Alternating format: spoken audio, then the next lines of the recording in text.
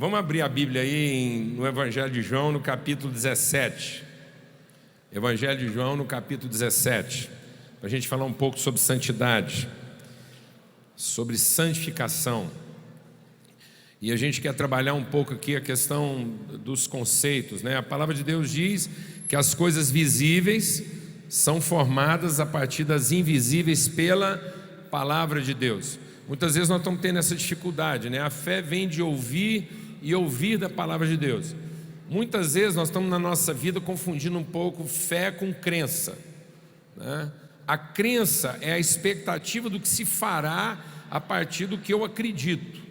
Então muitas vezes eu estou buscando na palavra de Deus formas de fortalecer minhas crenças.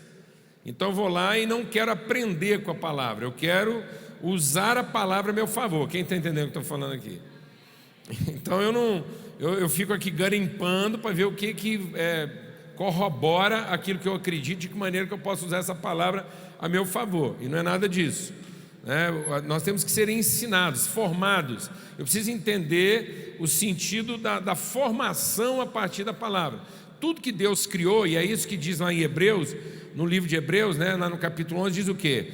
Os nossos antepassados alcançaram êxito porque eles entenderam que todas as coisas visíveis foram formadas a partir das invisíveis pela palavra de Deus.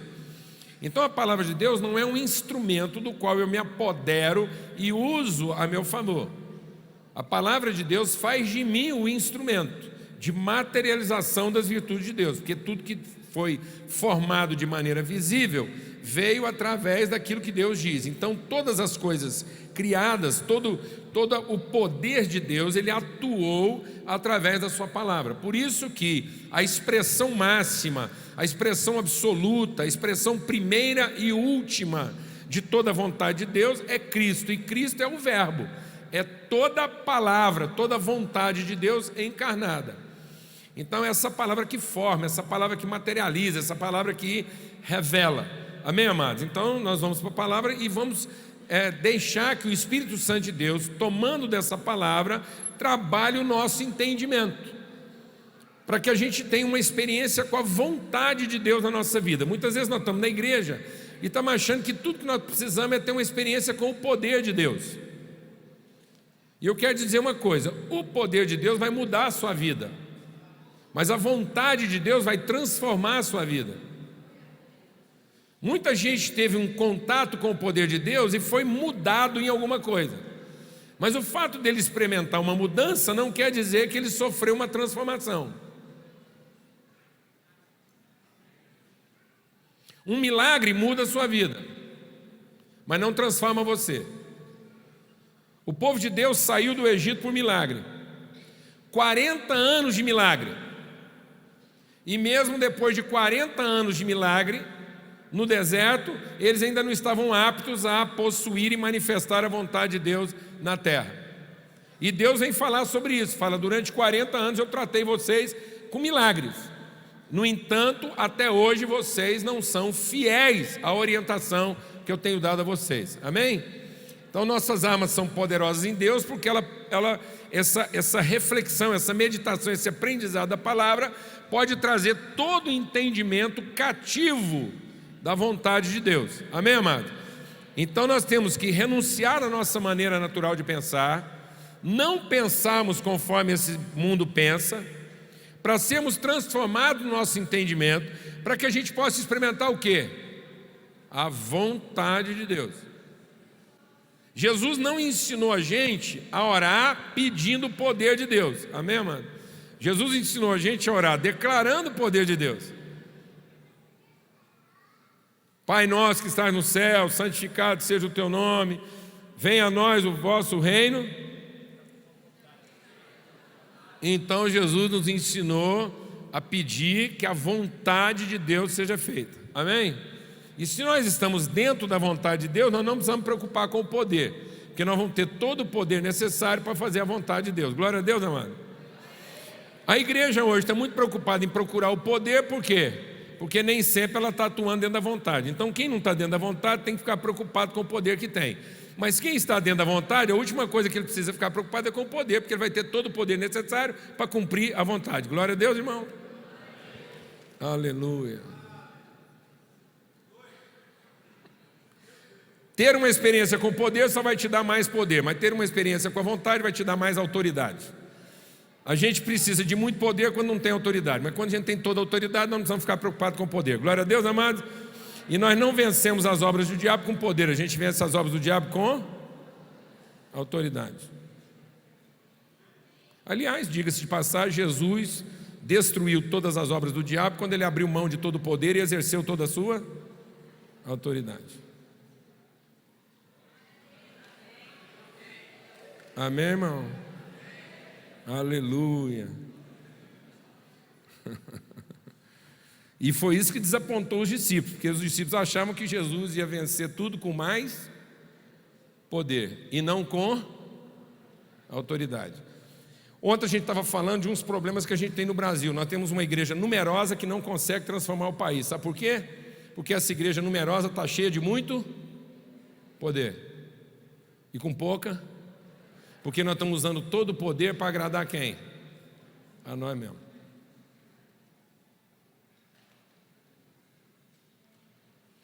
Então vamos entender o que Jesus está nos falando a respeito de santidade aqui em João 17.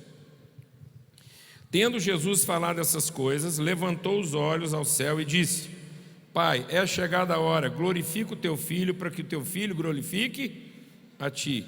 Assim como lhe conferiste a autoridade sobre toda a carne. Amado, Jesus está fazendo essa oração a respeito de autoridade no momento em que ele está sendo o quê? Prestes a ser humilhado.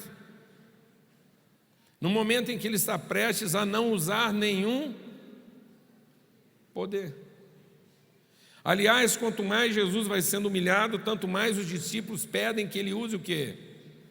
Seu poder. Quando Jesus estava lá no deserto, o que Satanás veio oferecer para ele? Uma oportunidade de manifestar o quê?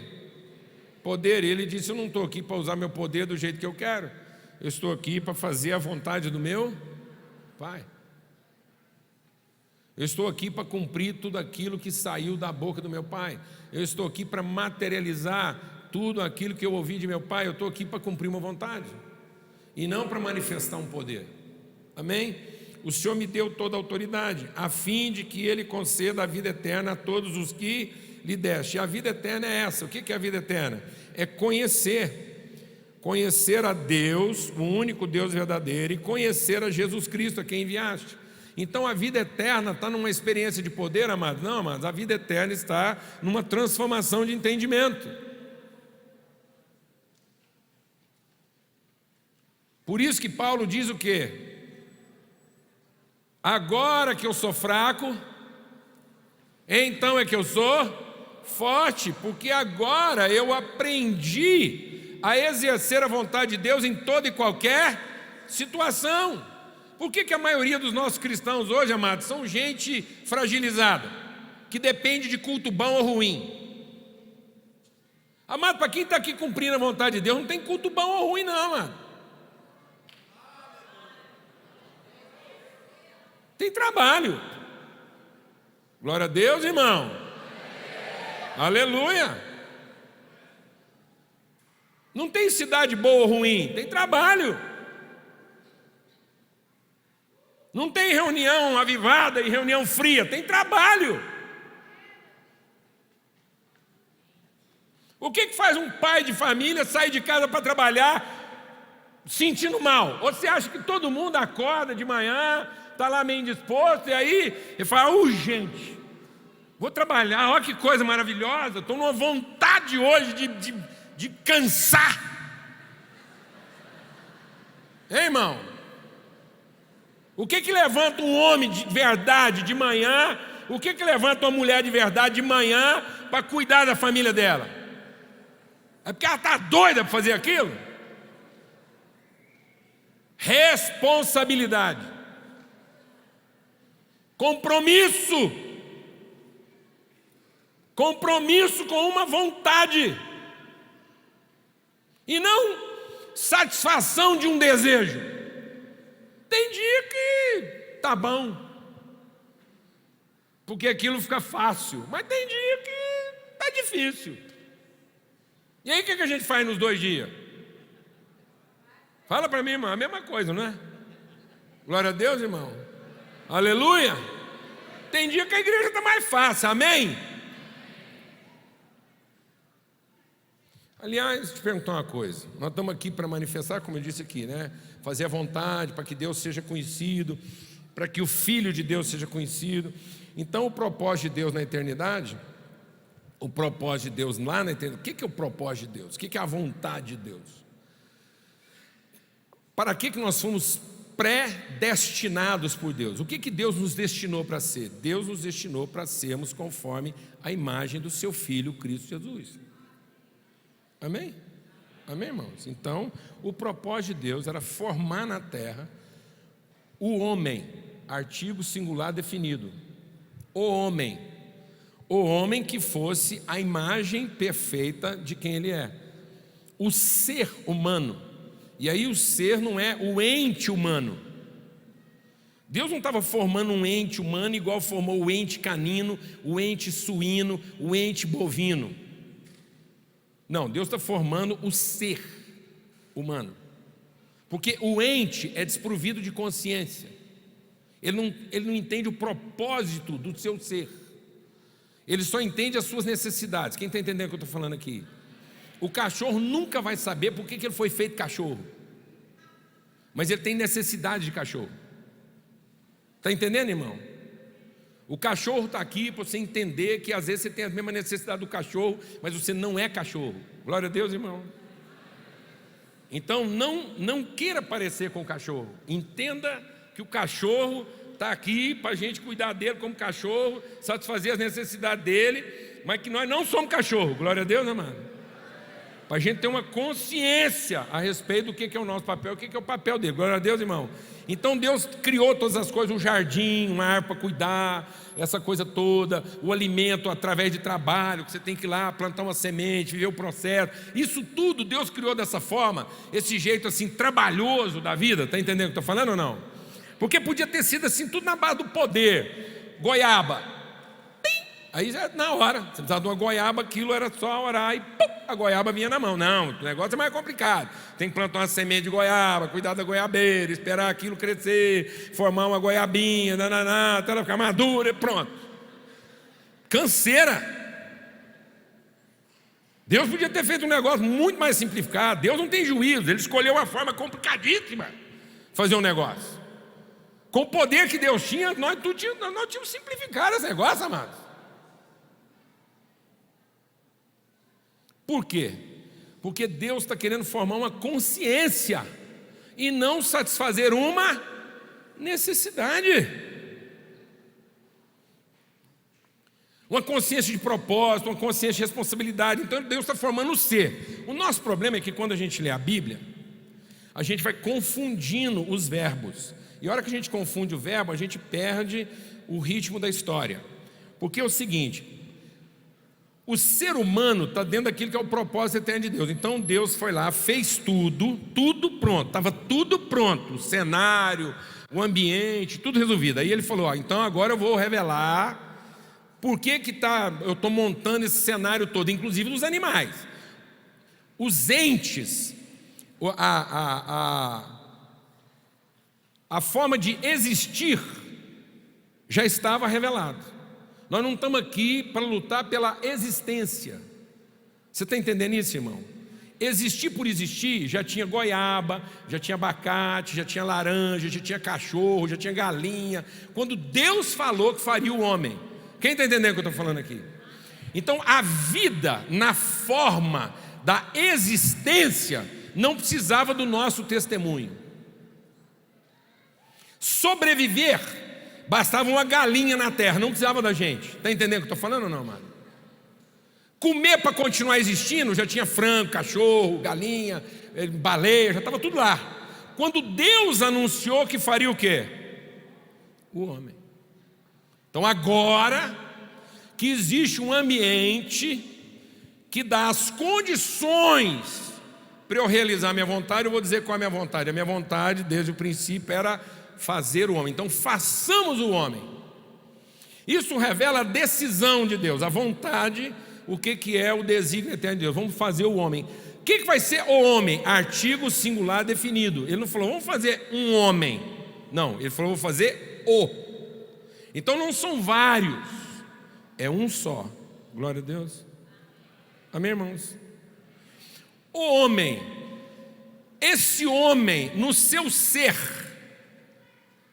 na sua forma de ser, na sua consciência, no seu ser de propósito, na relação dele comigo e com todas as criação, esse homem será a imagem de quem eu sou, ou seja, a vida eterna, a vida na sua plenitude, não a vida no sentido da subsistência, não no sentido do existir, a vida no seu sentido absoluto, na vida eterna, a vida na sua plenitude, será conhecida por esse ser humano. Então ele estava falando do fazer. Aí Deus criou o que ele disse que faria. É mais ou menos igual um arquiteto, um engenheiro que diz o seguinte: vou fazer uma casa. Então ele mostrou qual é a sua vontade.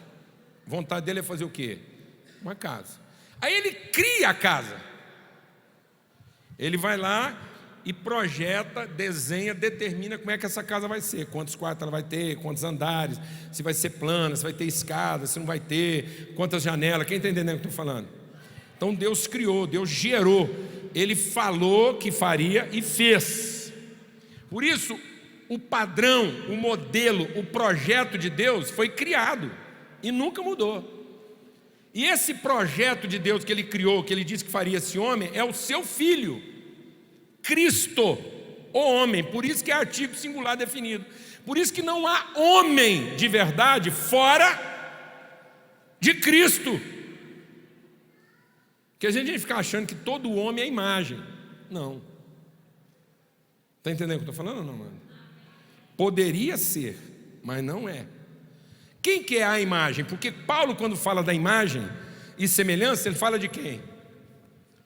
Cristo é porque se tivesse tido se Adão, presta atenção, mano, se Adão um dia tivesse sido, então Cristo não era mais era uma.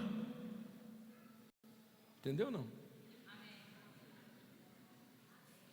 Porque a gente confundiu na hora do verbo, porque ele falou, façamos, vontade, criou, ele gerou, ele concebeu. Aí o texto que fala de Adão não fala nem de formar, nem de criar, nem de fazer, nem de criar. Diz assim, então Deus formou o homem. Ou seja, o Adão é só o comecinho do processo. Quem está entendendo o que eu estou falando? Ele é o primeiro, ele é a semente. Tanto é que ele tinha que morrer. A Bíblia diz, se você plantar uma semente na terra e ela não morrer, ela fica só. Então o primeiro Adão não foi uma frustração, estava dentro do processo que aquele Adão morresse, para que o último Adão, quem é o último Adão? O Adão eterno, que é Cristo, se revelasse. Quem está entendendo o que eu estou falando aqui, amado? Por isso ninguém pode ser imagem fora de quem? De Cristo. E como Deus estava falando, façamos o homem, deixa o Espírito de Deus ministrar o seu coração. Quando ele disse que faria o homem, e ele criou esse homem, ele não criou um homem indivíduo. De modo que o homem que Deus diz que Ele criou, não é Jesus, é Jesus o Cristo. Amém, amado? De modo que Jesus veio ao mundo para revelar o Cristo. Tudo que o diabo fez foi tentando fazer com que Jesus não quisesse se tornar o Cristo. E que no fim salvasse quem? Ele mesmo. Vou explicar isso melhor para você entender, você vai ver o que tem a ver com santidade. É que quando Deus criou o homem, Ele criou um ser relacional. Ele criou macho e fêmea, os criou. Então desde que o homem foi criado, ele já foi criado uma relação. Ele só foi formado em tempo diferente. Então Deus disse, façamos, aí Deus criou, e na hora de formar, Ele formou primeiro o homem, e do homem Ele tirou a mulher, mas a mulher já estava criada. Quem está entendendo o que eu estou falando? Amém, mano? Porque tem gente que acha que a mulher foi criada depois. Não. Ela foi criada quando Deus disse, a Bíblia diz que Ele criou. Ela foi formada depois, assim como a igreja. Quando Deus gerou o seu filho é Cristo. Onde Jesus é o cabeça e a igreja é o seu corpo. Então a igreja é uma com Cristo. Então Deus só reconhece uma pessoa que é a imagem da semelhança dele. Quem é essa pessoa? É Cristo. E quem é Cristo? É Jesus e a igreja. Glória a Deus, amado. Amém? Porque às vezes eu penso que a salvação vem através de Jesus, aí eu penso que eu sou salvo na minha relação com Jesus. Não, mas a salvação não vem só através de Jesus, vem através de Cristo. E Cristo é Jesus e a igreja. Então eu não posso separar a igreja de Jesus, porque às vezes eu quero ter relação com Jesus, mas não quero ter relação com a igreja. E o Espírito Santo não está na minha relação com Jesus. O Espírito Santo está na minha relação com os irmãos, porque o Espírito Santo é a comunhão de Deus. A obra do Espírito Santo está na relação, amado. E o povo fica achando que um cara cheio do Espírito Santo é um cara cheio de poder. Não, amados, um cara cheio do Espírito Santo é um cara que ama a comunhão dos irmãos. Por isso a espiritualidade da igreja não está em quanto poder ela tem, mas é em quão boa é a sua relação.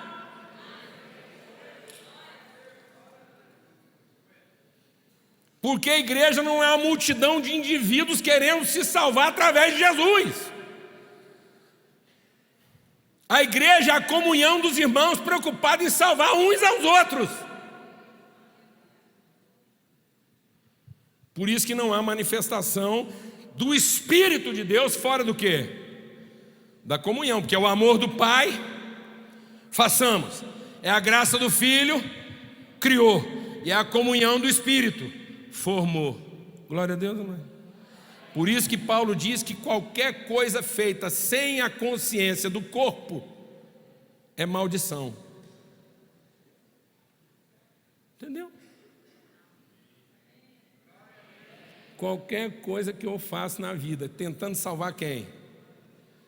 A mim mesmo. Seja comer um pedaço de pão ou beber um copo d'água, isso me amaldiçoa, porque eu estou fazendo tudo sem discernir o quê? O corpo. Então a igreja não é corredentora como se ela fosse uma parte fora de Jesus. A igreja é instrumento de redenção. Não há salvação fora da igreja, porque não há salvação fora de Cristo. E a igreja não é a instituição. A igreja não são as denominações, é o corpo, é a comunhão dos irmãos. Por isso que é só onde estiverem 2 ou 3 em comunhão é que Deus está. Glória a Deus, amados. Então Deus nos fez seres o quê? Relacionais. A salvação está na relação. Não há manifestação de Deus fora da relação. E talvez um dos maiores problemas nossos é que nós começamos a entender a fé para salvar quem? Fala para mim, irmão. Nós começamos a entender a fé para salvar um indivíduo, como se salvação fosse uma coisa individual. Então eu uso a minha fé para salvar a mim mesmo. Deixa o Espírito de Deus ministrar o seu coração. A fé não é para salvar o indivíduo. Eu fui salvo pela graça, para que agora eu use a minha fé na salvação do meu irmão, para que a mesma obra de salvação que aconteceu na minha vida encontre em mim fé suficiente para eu oferecer a minha vida em favor da salvação do meu irmão. Então a fé não é para mim, amada. A fé é para quem? Fala para quem que é a fé, amada. A fé é para o meu irmão, mano. Glória a Deus, mano. Porque toda vez que eu uso a fé a meu favor, isso não é fé, isso é crença. Por isso que o justo viverá da fé, porque a fé me leva a um compromisso com a justiça. Eu estou sempre preocupado em salvar quem? O próximo. Por isso eu tenho que amar a Deus sobre todas as coisas e amar quem? O próximo. Quem que é o próximo? Você vai aprender uma tradução diferente para próximo hoje. Próximo não é o perto, mas é o seguinte: próximo é aquele que vem depois de mim na minha fé. O próximo é aquele que minha fé alcançou e a quem eu revelei as virtudes do meu pai, e agora ele conhece o pai porque conheceu um filho dele. Glória a Deus, irmão. Então a fé é para que eu consiga não pensar em mim mesmo a ponto de oferecer as virtudes do meu Pai que foram oferecidas a mim através do meu irmão que eu vi meu irmão Cristo. E agora eu não estou, deixa Deus ministrar o seu coração. Eu não estou salvo na minha fé em Cristo, eu estou salvo na minha fé de Cristo. Glória a Deus, irmão. Porque a minha fé de Cristo é a fé que eu tenho em Cristo, é a fé que eu tenho com Ele. Porque se você está tentando ser salvo só com a fé em, isso não é fé, isso é crença. Porque o que vai te salvar é também ter a fé de Cristo, para que você possa dar a vida pelos seus irmãos do mesmo jeito que Ele deu. Glória a Deus, amado. Aleluia, irmão. De modo que tem muita gente aí querendo ter fé para Deus livrar ele dos irmãos ruins. Aí ele fica tentando usar a fé de Jesus para ter uma vida mais fácil. Não, amado, você tem que ter a fé de Jesus para conseguir ter a vida difícil, que é amar os irmãos. Glória a Deus. De modo que eu vou te fazer uma pergunta. As virtudes de Deus estão reveladas lá em Efésios. O fruto do Espírito, o que é? Amor. Amor. E é o amor que nos torna maduros. E quais são as manifestações desse amor? Bondade, misericórdia, mansidão, temperança, domínio próprio, longanimidade. Amém? Deixa eu fazer uma pergunta. Essas virtudes de Deus, que manifestam o amor de Deus, elas são usadas quando as coisas dão errado ou quando as coisas dão certo?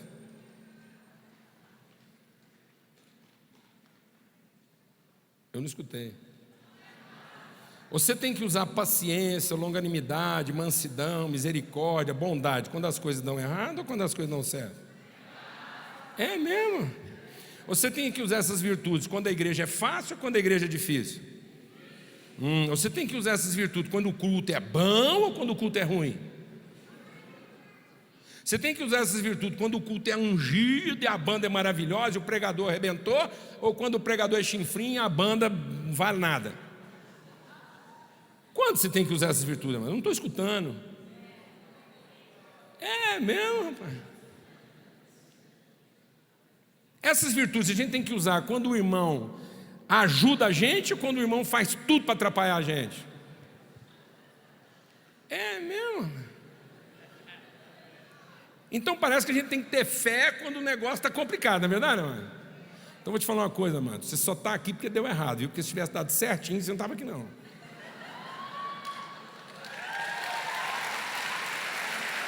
Ninguém estava aqui.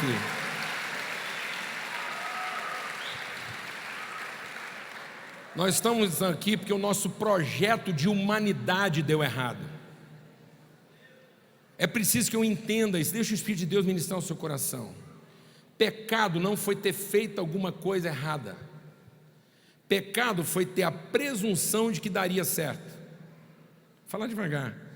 Pecado não foi o homem planejar alguma coisa errada. Pecado foi o homem imaginar, por presunção, que o projeto que ele criou para o homem daria certo.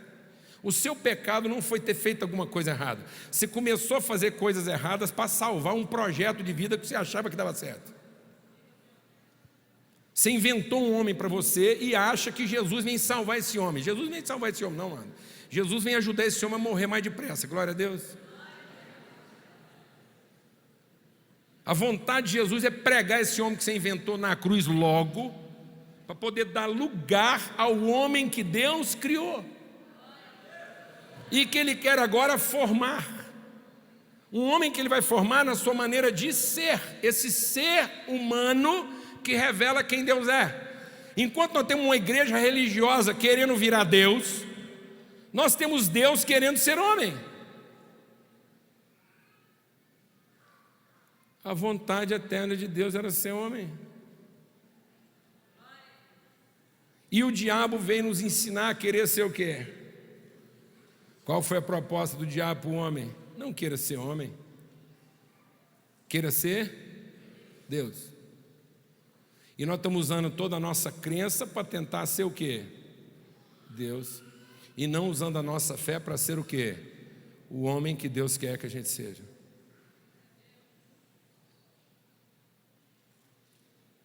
O homem que Deus criou na eternidade, para que eu seja. Um homem segundo Cristo. Um homem que não pensa em quem? Em si mesmo, mas tem 100% de compromisso com a vontade de Deus para a vida dele. Por isso, amados, que a nossa vitória contra o diabo e contra o inferno não está no nosso poder, está em nos submetermos a Deus. Nós não precisamos brigar contra o diabo, a gente tem que se submeter a Deus. Você sabe por que a gente gasta muito tempo brigando contra o capeta? Porque nós não estamos submetendo a Deus. Porque a receita é: submeta-se a Deus, resista ao diabo e ele fugirá de você. Quem está entendendo o que eu estou falando aqui? Toda vez que Jesus foi tentado, toda vez que Jesus foi confrontado, como é que ele venceu cada tentação, cada confronto? Discutindo, debatendo? Não, ele enfrentou cada confronto submetendo-se à vontade de Deus. Você está disposto a ser o homem e a mulher que Deus planejou você na eternidade para ser? Você está disposto a sair desse congresso dizendo que venha sobre mim o teu reino e faça-se em mim a tua vontade? Ou você vai sair daqui tentando encontrar meios e poder para ser o homem que você gostaria de ser? Achando que Deus tem compromisso com isso. Então vamos continuar lendo o texto aqui. O que é a oração de Jesus? Eu vim aqui para manifestar, eu vim aqui para revelar. Agora glorifica, ó Pai, me glorifica contigo, com a glória que eu tive junto de ti, antes que houvesse mundo. O que nós temos que estar procurando, amados? Nós temos que estar procurando a vontade eterna de Deus, aquilo que Deus tinha no coração. Como é que o salmista, no Salmo 139, entendeu a autoridade dele na vida? O Senhor me formou, tua mão me fez, o Senhor me entreteceu, o Senhor me deu um nome quando eu nem forma tinha ainda. Então agora, Deus, examina tudo que eu estou fazendo, coloca a mão e os olhos em tudo que eu estou fazendo, porque eu quero ter compromisso exclusivo com aquilo que é o caminho que vem da eternidade. Eu não quero que o Senhor abençoe o que eu estou fazendo. Que negócio é esse, a gente ficar pedindo para Deus abençoar o que nós estamos fazendo? Será que Deus não sabe o que Ele tem que fazer? Por que toda hora nós temos essa necessidade de arrastar Deus para o que nós estamos fazendo? Por que toda hora nós temos necessidade de arrastar Deus para o nosso culto? Arrastar o Espírito Santo para a nossa vida? Eu vou dizer por quê? Porque nós não estamos no lugar que Deus planejou que a gente estivesse. Porque se nós estivéssemos totalmente compromissados com a vontade de Deus, a última coisa que eu precisava falar para Deus é que Ele abençoasse o que eu estou fazendo. Porque Ele me chamou para ser uma bênção. Então eu seria um abençoador e não alguém ocupado em querer ser abençoado. Está me entendendo isso ou não, amados?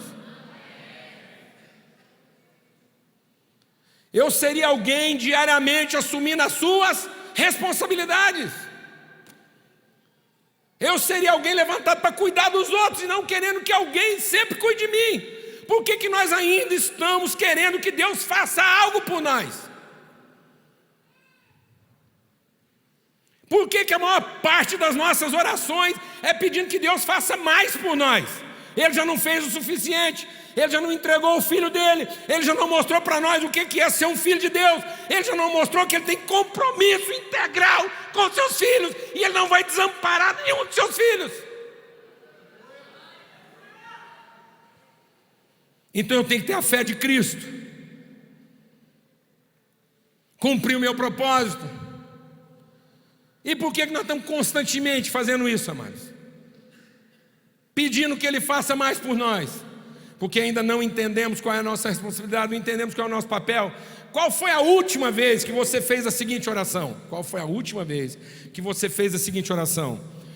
E aí, Pai, o que o Senhor está precisando de mim hoje? Fala para mim, qual foi a última vez que você ajoelhou para orar e falou assim: Pai, o que o Senhor está precisando de mim hoje? Quem aqui é pai? Quando é que a gente finalmente sente que os nossos filhos ficaram maduros e que a gente poderia morrer em paz? É o dia que um filho nosso chegar para nós e dizer o quê? O que o Senhor precisa de mim? Em que eu posso te ajudar?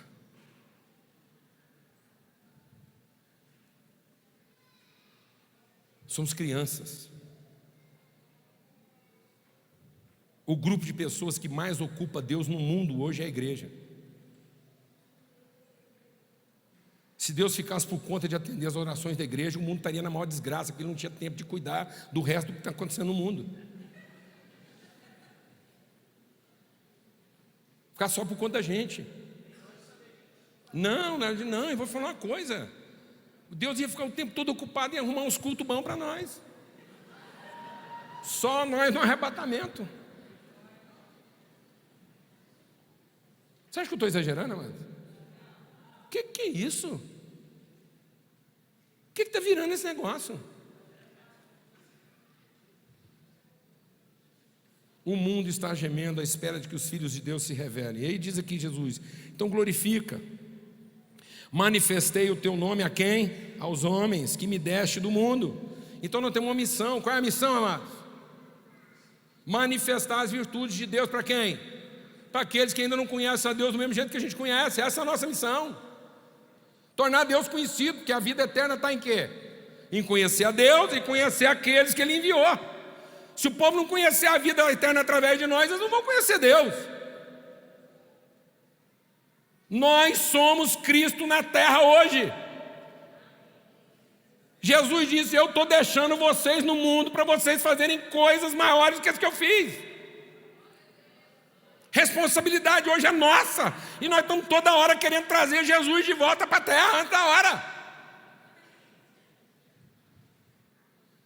Nós não temos que ficar trazendo Jesus de volta para a terra, não, mas nós temos que ter o Espírito de Cristo que habita em nós, dirigindo a nossa vida.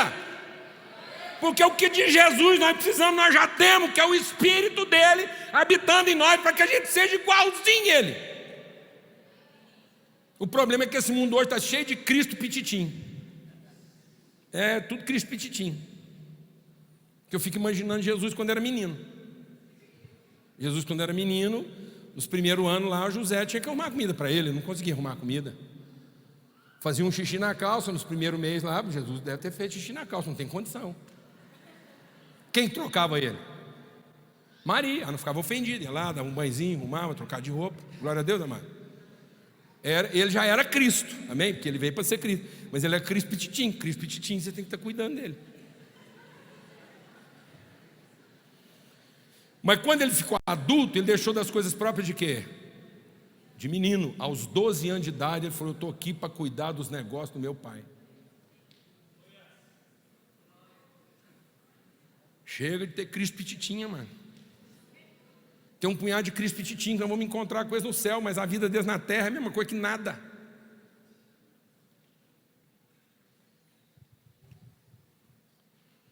Talvez a maior desgraça doutrinária da nossa geração é que nós atrelamos a questão da predestinação ao futuro, à eternidade, e não ao presente. Nós começamos a discutir predestinação como se fosse um assunto do céu e não um assunto da terra. Que nós somos predestinados a revelar a glória de Deus aqui na terra. Esse é o nosso destino. Tornar o nosso Pai conhecido, de modo que quem encontrar um filho de Deus vai encontrar o Pai dele. Glória a Deus, amado. Evangelização não é esse negócio de ficar aí, louco, saindo para batizar, não. Evangelização é uma coisa simples. Você sabe o caminho para casa? Quem sabe o caminho para casa aqui? Não é possível, deve ter mais gente, senão eu vou ter que mudar a mensagem aqui, fazer um apelo. Quem sabe o caminho para casa aqui? Levanta a mão. Glória a Deus. Então quem andar com você vai chegar onde, irmão? No mesmo lugar que você chegou, ué. Amém? Glória a Deus. Então, se você tiver uma relação verdadeira com essa pessoa, se você usar a sua fé em favor dela, amém? E se ela aceitar a sua orientação, onde é que ela vai chegar? No mesmo lugar que você chegou, ué. Você está indo para casa, ela vai chegar onde? Em casa, ué. Por que não está funcionando? Porque muitas vezes eu não quero usar minha fé em favor dessa pessoa. Amém? Eu quero que ele imite a minha fé para ter as coisas que eu tenho, mas eu não quero que ele tenha a minha fé para ser uma pessoa como eu sou. Nós estamos ensinando uma evangelização da cobiça. Se você quiser ter as coisas que eu tenho, você tem que ter a mesma fé que eu tenho. Não, mano, nós temos que fazer a evangelização do amor. Glória a Deus, né, mano? Você vai chegar no mesmo lugar que eu cheguei se você percorrer esse mesmo caminho. Foi o que Jesus mostrou para nós. Quem conhece a mim, conhece o Pai que me enviou. Glória a Deus. Aleluia. E ele vai dizendo: eu manifestei, agora eles reconhecem que todas as coisas que me tens dado provêm de ti, porque eu lhes tenho transmitido as palavras que me deste, e eles a receberam, e verdadeiramente conheceram que saí de ti, e creram que tu me enviaste. Essas palavras valem todas para nós, porque ele está falando dele, mas ele está falando também de nós, porque ele vai falar sobre isso. Por isso eu rogo, não rogo pelo mundo, mas por aqueles que me deste, porque são teus. Então ele está orando por ele, mas ele está orando por ele Cristo, corpo. Ele não está orando por ele indivíduo Jesus, porque ele está dizendo: a todas as minhas coisas são tuas, e as coisas são minhas, e neles eu sou glorificado. Ele está pedindo para ser glorificado em quem? Nele, indivíduo Jesus? Não, ele está pedindo para ser glorificado nele, pessoa de Cristo. Então ele está pedindo que nós sejamos glorificados com ele. E em que ele é glorificado? Porque ele foi lá e não abriu mão de cumprir a vontade de Deus. Então ele está dizendo: eu já não estou no mundo, mas eles continuam no mundo. Então essa oração é por quem, amado? Jesus está dizendo: eu já estou indo embora, eu vou passar um sofrimento aqui, mas minha missão está cumprida. Eu estou orando pelo resto de mim que vai continuar aqui. Glória a Deus, amados.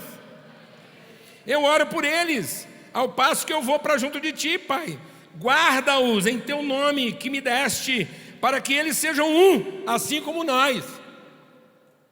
Então tem quantos homens na terra? Um. Quem é o homem que revela? Quem é o homem de estatura perfeita? Cristo. Por isso, Deus nos deu dons, capacidades, ministérios, a fim de que todos nós cresçamos a estatura de homem o quê? Perfeito, que todos nós sejamos Cristo. Cristo em nós, a esperança da glória. A nossa fé é para que Cristo seja formado em nós. E o que quer dizer Cristo formado em nós? Que eu não viva mais para mim mesmo, mas para encarnar a vontade de Deus. Vamos terminando. E ele diz assim: rogo por eles, quando eu estava com eles, guardava-os no teu nome que me deste e os protegia, nenhum deles se perdeu, exceto o filho da perdição, para que se cumprisse a escritura. Então, enquanto eu estava com eles, eu estava guardando, mas agora eu estou orando por eles, porque eu não vou estar aqui mais para fazer por eles, eu estou orando para que agora eles façam como eu fiz. Está difícil isso aí, amados? Tem gente que fala assim para mim: pastor, você fica pregando umas coisas difíceis de entender. Eu falo: para com isso. Tem nada que difícil de entender não, é só difícil de aceitar. De entender, todo mundo já entendeu logo. A gente não quer aceitar. Está entendendo o que eu estou falando ou não, mano? Mas agora eu vou para junto de ti, e isso falo no mundo, para que eles tenham o mesmo gozo completo em si mesmos. Então ele está orando para que nós sejamos como eles, guiados pelo Espírito, formados pelo Espírito, orientados pelo Espírito, para que nós sejamos esse homem formado segundo a vontade eterna de Deus. Eu lhes tenho dado a tua palavra, e o mundo os odiou, porque não são do mundo, como também eu não sou. Eu peço que não os tires do mundo, e sim que os guardes do mal. Eles não são do mundo, como também eu não sou. Santifica-os na verdade. Presta atenção agora. A tua palavra é a verdade. Assim como tu me enviaste ao mundo, também eu vos enviei ao mundo. E em favor deles eu me santifico a mim mesmo, para que eles também sejam santificados na verdade. E aqui a gente quer concluir. Nós falamos tudo isso para chegar na questão da santidade. O nosso problema é que nós achamos que santidade é o meu esforço de ficar melhor para ser aceito por Deus. Então o nosso problema de santidade não está funcionando, porque é o nosso esforço de ser a pessoa que a gente acha que Deus gostaria que a gente fosse. E a gente faz um esforço para ser a pessoa que a gente acha que Deus gostaria que a gente fosse, para ver se Deus finalmente nos aceita. Quem está entendendo o que eu estou falando aqui? Porque a gente lê mal um texto que está lá em Hebreus, que diz o quê? No que depender de vós, no que depender de mim e de você, tenham paz com todos os homens, busque a paz e a santificação, sem a qual santidade ninguém verá o Senhor. Então, como a gente tem essa mentalidade infantil de que alguém vai fazer alguma coisa por nós e que nós não somos os responsáveis em usar a nossa fé na manifestação da vontade de Deus, mas a gente quer usar a nossa fé para alcançar o que a gente não tem, porque a gente acha que fé é para ter o que ainda não tem, e na verdade fé é para revelar quem nós já somos. Amém, irmão? A fé não é no que Deus fará, a fé é no que Deus já fez. Quando Deus diz que eu sou um filho dele, essa é a minha fé. Então eu vou trabalhar a minha vida para que a minha vida esteja cada vez mais parecida com o Filho de Deus, e não para que eu venha a ser. Então quando diz lá, busque a paz e a santificação, sem a qual santificação ninguém verá o Senhor, a gente pensa assim, eu tenho que ser santo para ver Deus. Presta atenção, se eu sou santo para ver Deus, que raio de santidade é essa? Como é que eu estou conseguindo ser santo sem ter visto Deus? Ninguém pode ser santo sem ter visto Deus. Onde foi que nós vimos Deus? Em Cristo. Cristo é a imagem. Agora que eu vi como é que Deus é, porque eu vi as virtudes de Deus reveladas em Cristo, eu sei como é que é ser santo. Então agora eu sou santo não para que eu veja Deus, eu sou santo para que aquele que ainda não viu veja. Então santidade não é para ver Deus, santidade é para que Deus seja visto.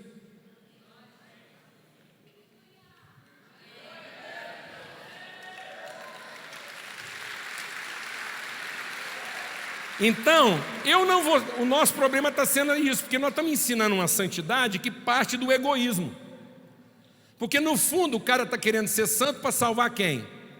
Ele mesmo. Por isso que o cara não consegue ser santo no namoro. Está entendendo o que eu estou falando ou não, mano? Porque ele fala assim, essa mulher vai me estragar, porque alguém já falou para ele, cuidado com essa menina, ela é do Satanás, ela não sei o que, ela vai acabar com você. E o cara fala, eu tenho que ser santo no namoro, porque se eu não for santo nesse namoro, eu não vou ver Deus. Pronto, é uma criança pensando, porque ele não entende a responsabilidade que ele tem sobre a pessoa. Por que o cara tem dificuldade na prostituição? Ele tem dificuldade na prostituição porque ele pensa que a prostituta pode acabar com ele e não que ele é a salvação da prostituta. Então ele acaba se prostituindo porque ele nunca se sentiu responsável por ela. Ele tentou resistir à prostituta salvando quem? Ele mesmo. Isso nunca vai funcionar. Você só vai conseguir resistir à prostituição o dia que você entender que ela é sua irmã.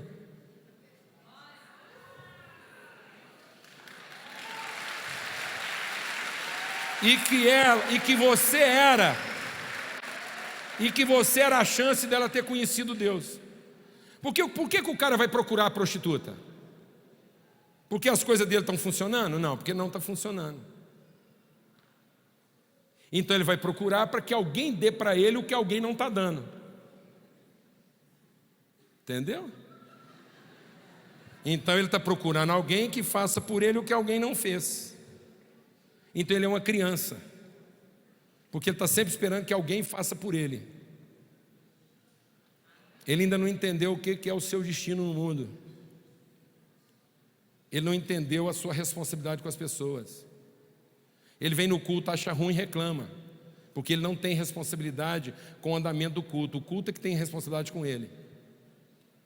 Por isso que ele ainda continua achando o culto bom ou ruim.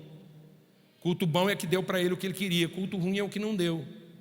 E aí se o culto ruim não deu para ele o que ele queria, ele vai procurar uma prostituta, porque ele mesmo não é responsável por ninguém. Quem está entendendo o que eu estou falando aqui, amado? Então deixa eu falar uma coisa para você, ninguém fica santo. Calma, ninguém fica santo. Alguém deixa de ser santo. Santidade não é fazer a coisa certa para ficar santo. Santidade é fazer a coisa boa, porque é santo. Então santidade não parte de um desejo egoísta. A coisa mais satânica que nós aprendemos nessa vida, deixa o Espírito de Deus ministrar o seu coração. A maior sutileza de Satanás que está impregnada nas nossas pregações hoje. Por isso que a Bíblia diz que nós deixaríamos de ouvir a palavra para dar ouvidos a quê? A ensinamentos de demônios. A maior sutileza do diabo na nossa vida é: faça o bem para ficar bom. Fazer o bem para ficar bom nunca vai ficar bom, porque eu estou fazendo o bem por interesse. Entendeu? Então não seja santo para ver Deus. Seja santo para que Deus seja visto. Amém, amado? Porque é o seguinte, se alguém fica santo, como é que eu posso entender o texto que Jesus diz? Por eles eu me santifico. Então quando Jesus diz, eu me santifico, é porque ele é um ruim que está ficando bom? Então o que Jesus está querendo dizer? Eu me santifico. Eu não me corrompo. Eu não mudo. O nosso problema é que a gente entendeu que santidade é mudar. Não, amado, santidade é não mudar. É ser transformado sem mudar. Jesus foi sendo transformado, ele nasceu petitinho, menino, ficou jovem, adulto, passou por todos os desafios e enfrentamentos humanos. Ele foi transformado e não mudou. Ele era filho único e passou a ser primeiro de muitos irmãos. Então muita coisa na vida de Jesus foi transformada, mas ele não mudou. Deus é um Deus que está sempre revelando formas novas de quem ele é. Amém, amado? Mas ele é o mesmo ontem, hoje e sempre. Então muitas vezes eu não estou satisfeito com uma coisa, eu estou querendo uma mudança, sendo que eu tinha que procurar uma transformação. Glória a Deus, amado. A mudança fala da minha insatisfação, a transformação fala da minha convicção. Então santidade é você passar por todas as transformações que Deus quer que você passe sem mudar. Então eu vou falar o que é santo. Por que nós vamos chegar lá na eternidade e a coisa que nós mais vamos querer falar de Deus é santo, santo, santo. Nós não vamos cansar de falar que Deus é santo. Sabe por quê? Porque tudo isso que aconteceu e Deus não mudou. Ele não deixou de amar a gente do mesmo jeito que ele amou desde o princípio. Mas nós estamos ensinando um evangelho de corrupção para as pessoas, porque a gente está ensinando assim, ó, se você fizer a coisa errada, Deus odeia você. Se você fizer a coisa certa, Deus trata bem você. Então Deus é corrupto. Então Deus não é santo. Porque se Deus age dependendo do jeito com que eu me comporto, então Deus não é santo. Deus está reagindo às ações humanas. Então ele é corrupto. Deus é corrupto, ele é susceptível. Por que a gente não ama direito as pessoas? Porque a gente trata melhor as pessoas quando elas nos tratam bem, e a gente trata pior as pessoas quando elas nos tratam mal. Isso é corrupção, e esse é o Deus que nós estamos ensinando para os outros. Por que Deus é santo? Porque nós fizemos tudo de errado e ele não deixou de quê? De nos amar. E nós fizemos alguma coisa de certo, e nem por isso ele nos tratou o quê? Melhor. Então em que Jesus se santificava, amados? Em não ficar vaidoso com nenhum tipo de elogio e nem ficar amargurado com nenhum tipo de traição. Glória a Deus, irmão. Então se Jesus se santificava porque ele não deixava brotar no coração dele nenhuma raiz de amargura. Glória a Deus. Então não são as pessoas que magoam você. Você é que se deixa magoar por conta da expectativa que você tem delas. A mágoa não vem de alguma coisa errada que alguém fez contra você. A mágoa vem do fato que você esperava dela o que você nunca devia ter esperado. E você só esperava dela alguma coisa que você não devia ter esperado porque você é presunçoso a respeito de você mesmo. Então nós temos um problema crônico, nós somos presunçosos, pensamos de nós além do que convém. E a nossa presunção faz a gente ser cheio de prerrogativa. A partir do momento que eu penso de mim o que não convém, eu passo a exigir da vida o que não devia, eu passo a exigir meus direitos. Então eu coloco o meu direito antes de qualquer lugar, uma prerrogativa, ou seja, eu estou sempre pedindo mais do que oferecendo. Quem está entendendo o que eu estou falando? Eu estou sempre pedindo mais do que eu estou oferecendo, porque eu estou sempre pensando de mim mais do que eu devia. Então eu penso de mim mais do que eu devo, eu exijo mais do que posso, amém, amado? E vou tratar todo mundo com o meu preconceito. Então eu tenho um preconceito a respeito das pessoas. Eu não trato as pessoas, eu não me ocupo em conhecê-las e fazer Deus conhecido. Eu me preocupo em julgá-las de acordo com aquilo que eu penso que elas deveriam me oferecer.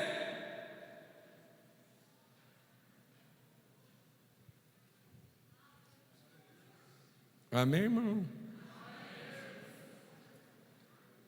Então, toda vez que você ficou magoado com alguém, antes de você querer que essa pessoa venha te pedir perdão ou se arrependa, vai lá e peça perdão para ela. Fala, pô, vem cá, que eu estou magoado contra você, e eu estou magoado porque eu sou um cara presunçoso.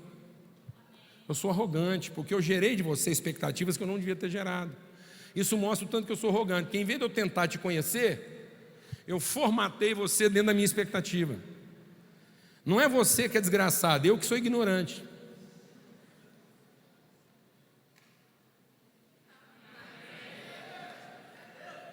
Eu que ainda sou uma besta humana que ainda fica tentando gerar expectativa, eu não devia ter gerado. Porque, amado, deixa o Espírito de Deus ministrar o seu coração. Ninguém faz você perder a paciência. Você que decide perder, entendeu?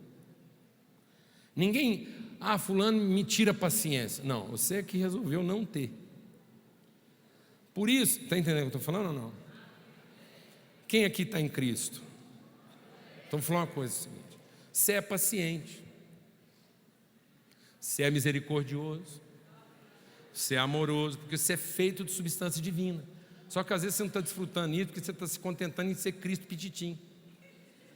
Você não quer amadurecer, você não quer trabalhar a sua santidade.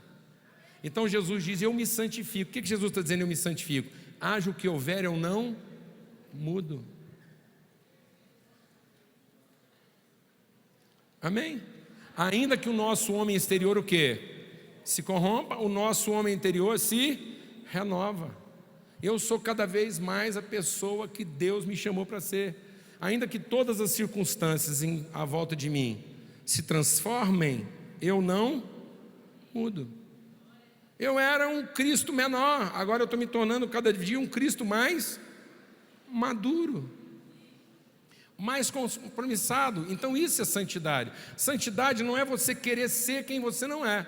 Santidade é você conhecer melhor a pessoa que você foi levantado para ser, e você não abrir mão de ser essa pessoa. Então ser santo não é você ter medo de que alguém vai corromper você.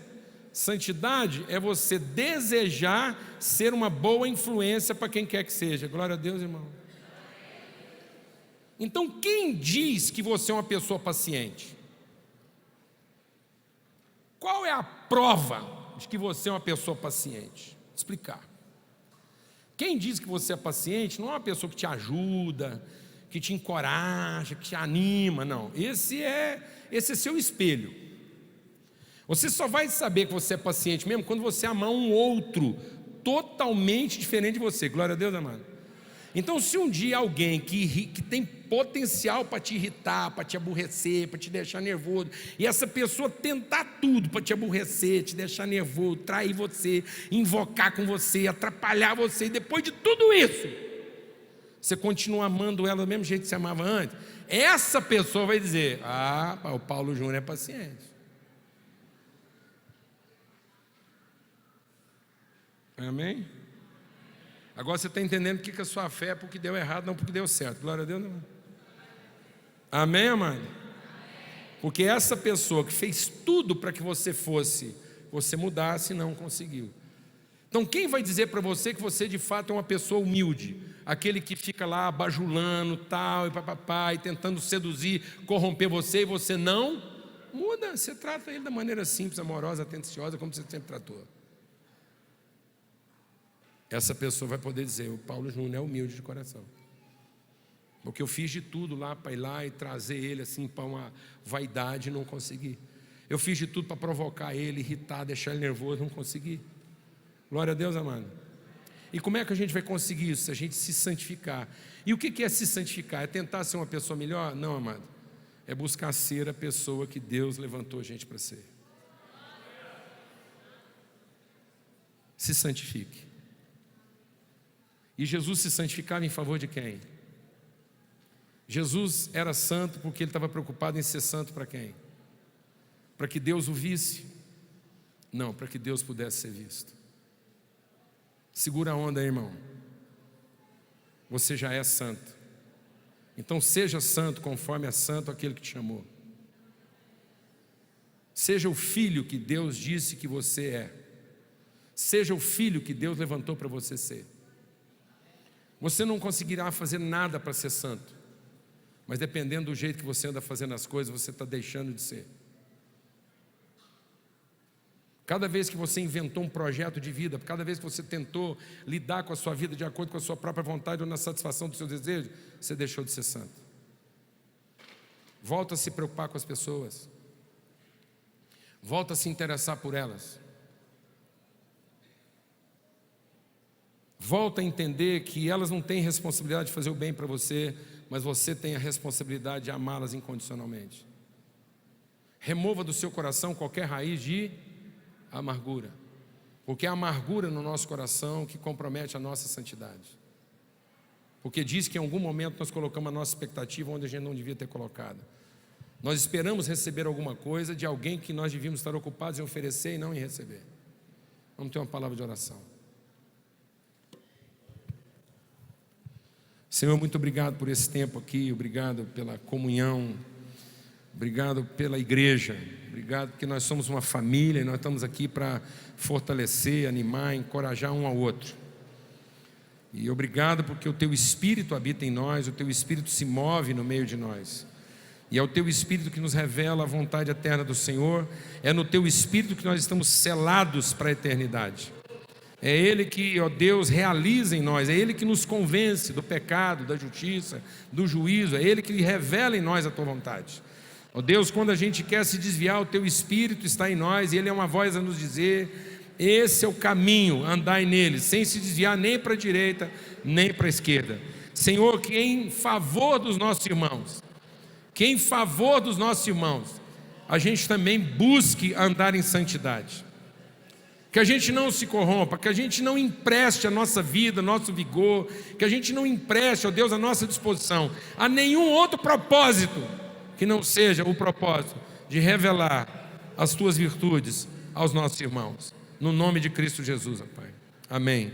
Amém. Graças a Deus.